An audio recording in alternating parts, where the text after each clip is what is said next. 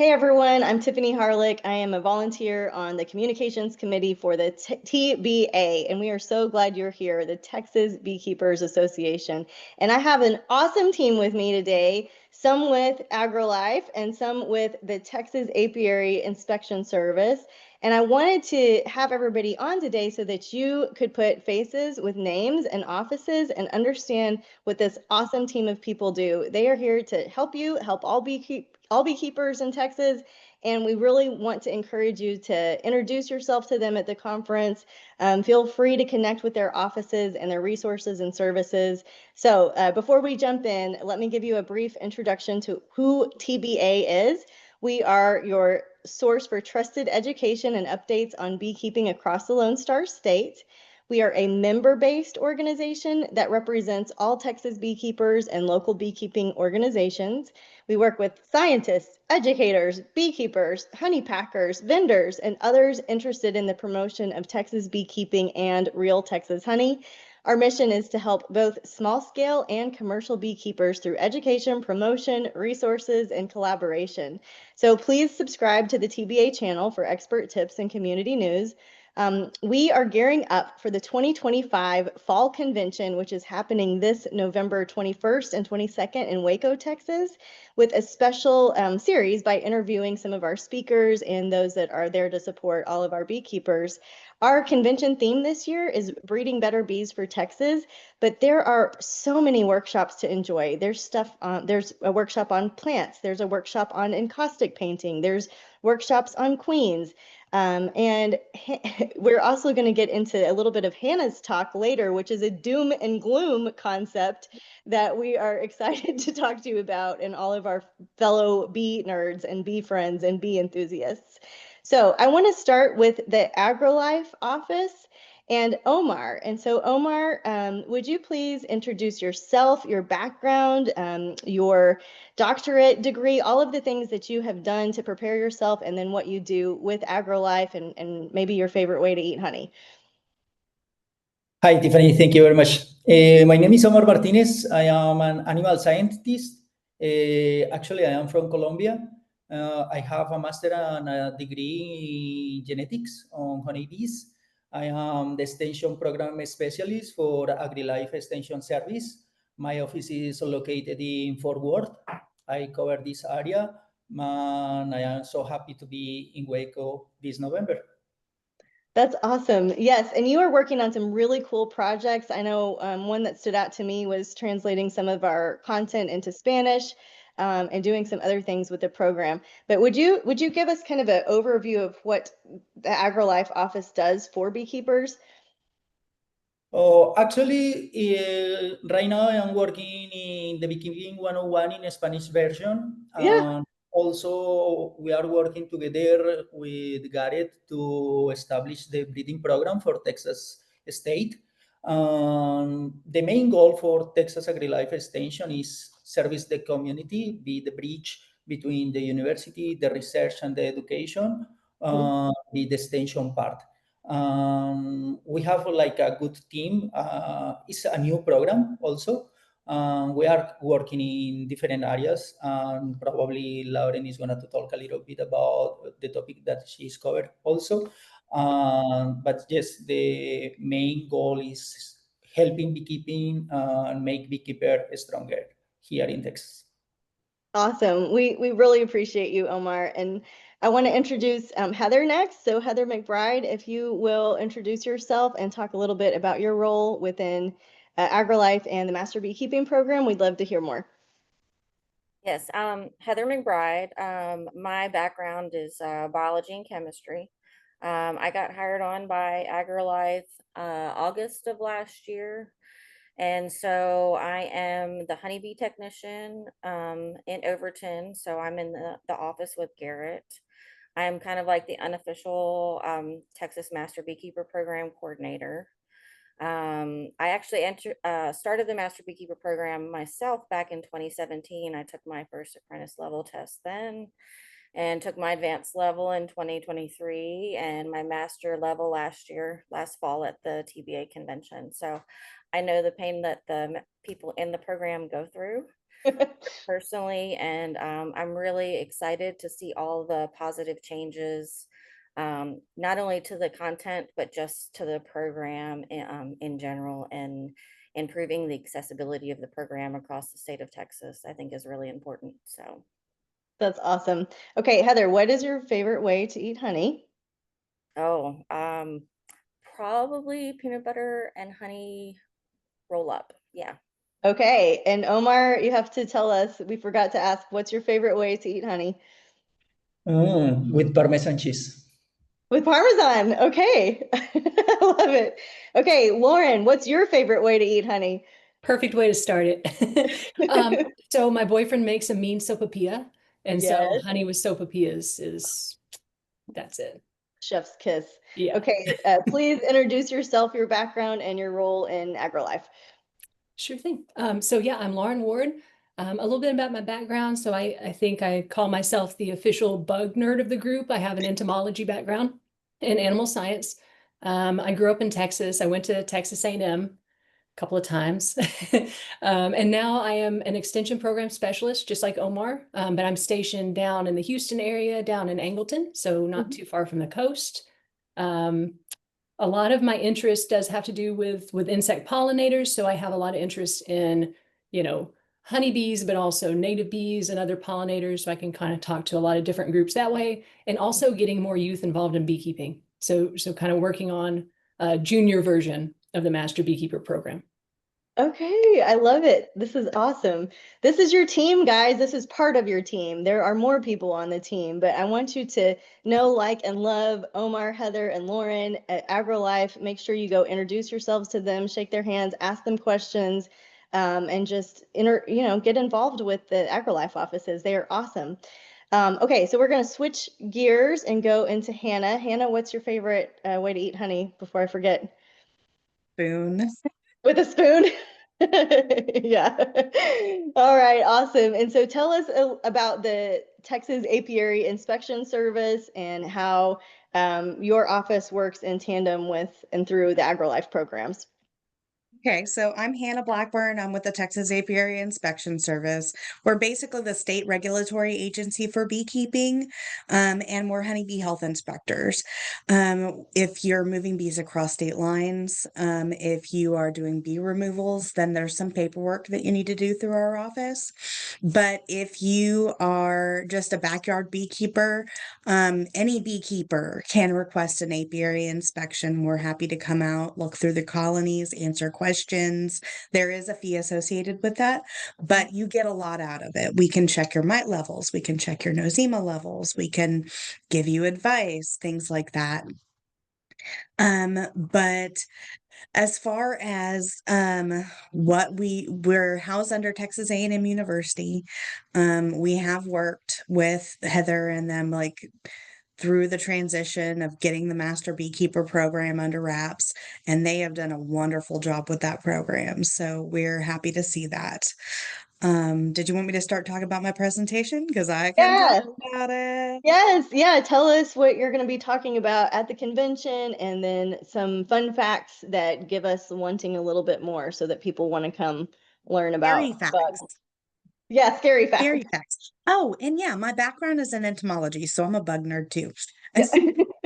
But yeah, so for my presentation, I'm going to be talking about the Tropolalaps mite, which people have been hearing about lately. And the three things in my talk are all from the Southeast Asia area. So the Tropolalaps mite, which is not in the US yet, the yellow-legged hornet, which was found in Georgia and South Carolina in 2023, and then the spotted lanternfly, which was detected in Pennsylvania in 2014 and has spread to Tennessee, as far as Tennessee and North Carolina. So none of these are in Texas yet, so don't worry about that. But as up and coming pests, even if they don't make it here for a very long time, we still want to be forewarned is better than just winging it. We want to be proactive. Don't want to be Yes, reactive. we want to be proactive. So as far as Tropolalaps mites goes, these are the doom and gloom. Like this is the start of the doom and gloom presentation. Okay. There are 4 known species, but we're only mostly concerned with one species of that, and that's Tropalaelaps mercedisi. That's the one that has spread from Southeast Asia down as far south as Papua New Guinea and Mhm. as far north as Russia and Georgia. So they have spread similar to that of Georgia, varroa. Georgia, the country, not Georgia, the state. Country, Yeah. Georgia the country. Yes. Okay. Not in the US yet. Okay. But yeah, they've made it to the Black Sea. And so Europe is getting excited and they've been preparing for it for a while.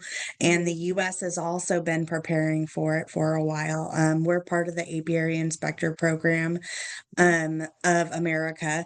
And I went to a training on that. So now I'm the resident trophy girl. And that's scary because it means giving presentations. But yeah, so they reproduce faster than varroa mites. Okay. They're smaller than varroa mites, so they're harder to see. And they're harder to sample for. They're harder to manage because there aren't as many chemical treatments that we can use.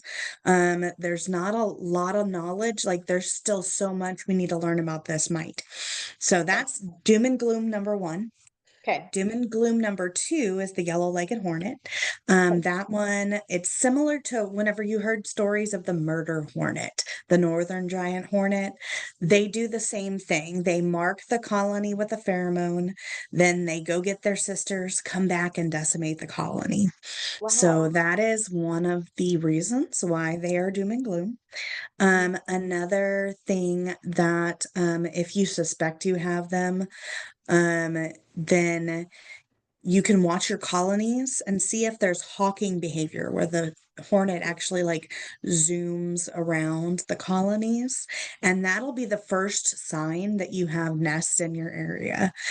So that's something for beekeepers to look out for, but they're not here.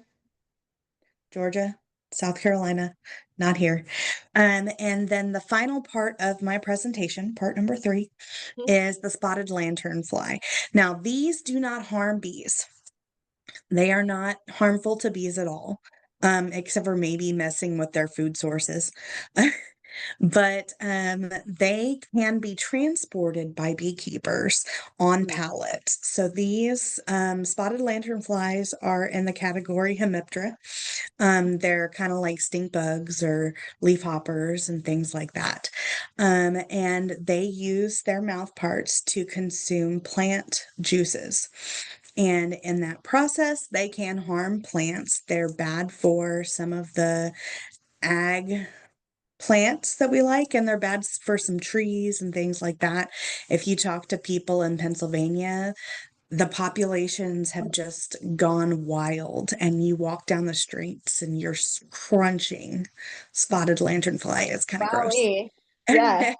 But yeah, so mainly they're a concern for beekeepers because they can be transported by beekeepers, not because they're going to do damage to the bees. So that's my doom and gloom presentation. All 3 of those, yeah, gloom because I don't want to be squishing them under my feet, but Well, yeah. with the spotted lanternfly, right? Like, will you tell us a little bit about their honey or I was saving that for my presentation, but okay, it's we'll okay. save it. No, Yeah, yeah, okay, give they us a fun fact.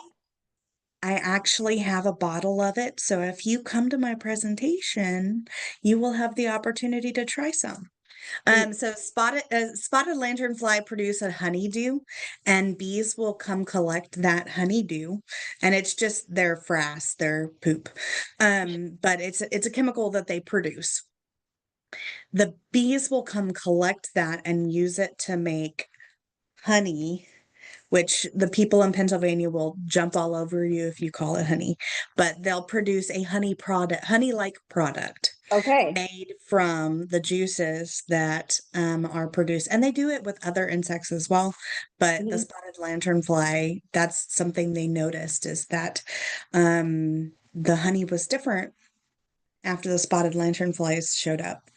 And they did deductive reasoning and figured out that it was all the spotted lanternfly honeydew that was creating a honey-like product. So if you come to my presentation, I will bring an extra bottle just because I advertised it. And you can try the spotted lanternfly honeydew. This is so cool. All right. Anything else that you guys want to share in closing? Any fun facts? Any little quiz questions we can leave with people? I'm looking forward to coming and trying the spotted lanternfly honey and seeing if that becomes my new favorite. Based on the description, I doubt it. Yeah. You never know. My friends at the honey show love it. It's like it's a top one. So I'm curious, does it cost more? Are the people that producing it, are they charging more? There's not a lot of people that produce it. Okay. And it's been, I watched a lecture with Robin Underwood, and it's actually said to rival Manuka honey as far as some of the properties of it. Amazing. So it has a little wang to it, in my opinion, like a little offness. It's got an aftertaste. There we go. Yeah. It's got an aftertaste. But it still tastes like honey. I mean, it just has a little aftertaste. And it's definitely a marketable resource. You have to ask the right people, but because like I said, there's controversy on the whole thing. They're like, I don't want tainted honey. I want honey. And this is honeydew honey. So it's not direct from the source, from the plant nectar honey. Yeah. But I'll have some with me. And will And you I'll guys have have the I call them bee toys. I'm sure there's a way better way to say that, but they I've seen with Angela some of her presentations, she has the disgusting mite snow globe, and then also the the trophy like there's a tool that you guys have that we can look and see the trophy. Will you bring those things with you? Yeah. You can't see we'll it with the have naked eye. It's tiny. I will have a bunch of stuff with me. And at our booth, our apiary inspection service booth, we will have a lot more things.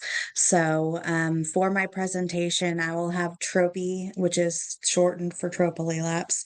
I will have spotted lanternfly. I will have yellow-legged hornet. I will have the spotted lanternfly honeydew. And then because you mentioned it, I'll make sure I bring the snow globe. Okay.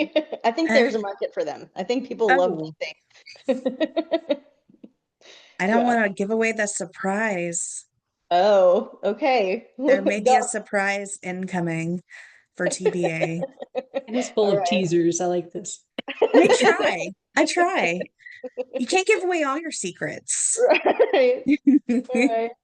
This is awesome. Well, beekeepers, I hope that you see Omar, Heather, Lauren, and Hannah, and I hope you go thank them for all of their hard work that they do for all of us that are beekeeping. We appreciate you guys. If you haven't heard it lately, let me speak on behalf of Texas beekeepers and say thank you for each of you for the work you're doing, for your heart, for pursuing us as beekeepers, but also the future of honeybees and you know all of the things that go along with learning about their proper care. So we will see you guys in Waco at the convention. You can go to the Texas Beekeepers Association site. You can click on the vendor page, see all of the vendor shopping experiences. The schedule will be up by the time that you click on this link. Come early for the extra workshops that are in advance on Thursday, and also Heather will be, well, I guess, will you be facilitating some of the master craftsmen's interviews and presentations? And we invite everybody to come watch it. It's kind of like giving your thesis, you know, like they're giving their final presentations on either citizen science that they've done or something that they are really working towards forwarding beekeeping. And so they like us to come and support them. It's like cheering on your fellow beekeepers. So we just look forward to the big old bee family reunion in Waco this year. And thank you guys again, and we'll see you soon. Thank you, Tiffany. Okay.